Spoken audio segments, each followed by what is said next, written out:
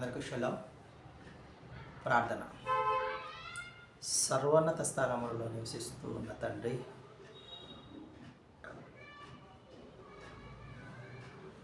ప్రభువుల ప్రభువ, ప్రధాన యాజకుడ, ప్రియకుమారుడ, పునర్నిర్మాణకుడ, పష్కా పశువు అయిన తండ్రి, ప్రథమ ఫలమ, ప్రేమాస్వరూపి, పరమందున్న తండ్రి, పరలోకపు తండ్రి, పరమ కమ్మరి, మా ప్రభు అయిన అదోనాయ్, పరిశుద్ధులకు పరిశుద్ధుడా, పనిలో మేటి అయిన ఎలోహిం, ప్రియమిత్రుడా, ప్రాణమునకు దీర్ఘాయుషుకు మూలమైన తండ్రి, పాపుల విమిత్రుడా, ప్రశస్తమైన రక్తమా, పరమపిత 10,000లో శ్రేష్ఠుడా, మీ ఘనమైన నామమునకు స్తుతులు స్తోత్రాలు చెల్లించుకుంటాను. ఈ ఉదయకాల సమయంలో నీ వాక్యమును ధ్యానించగలిగే శక్తిని మాకు అనుగ్రహించి మమ్మల్ని నడిపిస్తున్న విధానం బట్టి మీకు వేలాది స్తుతులు స్తోత్రాలు చెల్లించుకుంటూ ఈ మామలను మా రక్షకుడు విమోచకుడు నజరేయుడైన యెషూవా మెస్సియా నామమున అడిగి పొందుకుంటున్నాం తండ్రి, ఆమేన్. నిరాశ నిష్ఠుపలే ఎదురు నిలచిన అగ్నిగంధకములాన చుట్టుముట్టిన నిరాశ నిస్పృహలే ఎదురు నిలచిన నిందలన్న మబ్బులుగా మనలు కమ్మిన నిలిచదం యాత్రతో నడిచదం దీక్షతో నిలిచదం యెషూవతో నడిచదం దీక్షతో నిరీక్షణ బలముతో సాగిపోదము నిరీక్షణ బలముతో సాగిపోదము. ఓ సోదరా, ఓ సోదరి, రాశువే నిన్ను నన్ను పిలుచుతున్నాడు, దిగురమాను మగతవీరు కన్ను విప్పి కలియచూడు,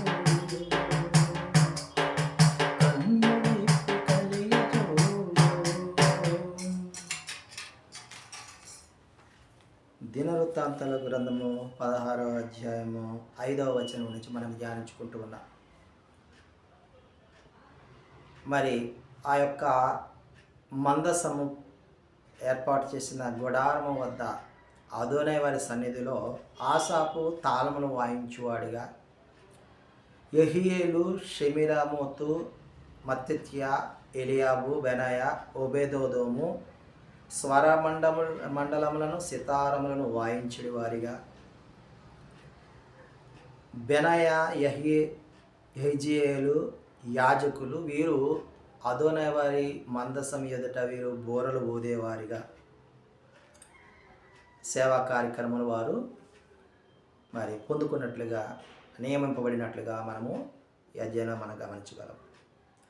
తర్వాత దావీదు వారు ఎలోహిం వారిని స్తుతి చేయు విచారణను ఏర్పాటు చేసి ఆ దినమందు దావీదు వారు స్తుతి చేసి అదోనై వారిని, ఆ తర్వాత ఆ పనిని ఆసాపు చేతికిని ఆసాపు బంధువుల చేతికిని ఆ పనిని ఆ సేవను అర్పించినట్లుగా మనము ఈ అధ్యాయంలో గమనించగలం. స్తుతి చేయు విధము ఏ విధంగానంటే, ఎలోహిం వారికి కృతజ్ఞతాస్తుతులు చెల్లించుడి, అదోనై వారి నామమును ప్రకటన చేయుడి, ఎలోహిం వారి కార్యములను గూర్చి ఇతర ప్రజలకు తెలియజేయుడి, ఎలోహిమును గురించి పాడుడి, ఎలోహిమును గురించి కీర్తించుడి, ఆయన యొక్క అద్భుత క్రియలను గురించి సంభాషణ చేయుడి, ఆయన యొక్క పరిశుద్ధ నామమును బట్టి అతిశయించుడి, ఎలోహిమును వెదకు వారికి హృదయమందు సంతోషము కలుగుతుంది, ఆయన యొక్క బలాన్ని బట్టి అతిశయించుడి అని ఈ విధముగా స్తుతి విధాన్ని మరి దావీదు వారు ఏర్పాటు చేసి ఈ స్తుతి విధాన్ని మొత్తాన్ని కూడా ఆసాపు చేతికి అతని బంధువుల చేతికి అప్పగించినట్లుగా మనము గమనించగలం. ఆమేన్.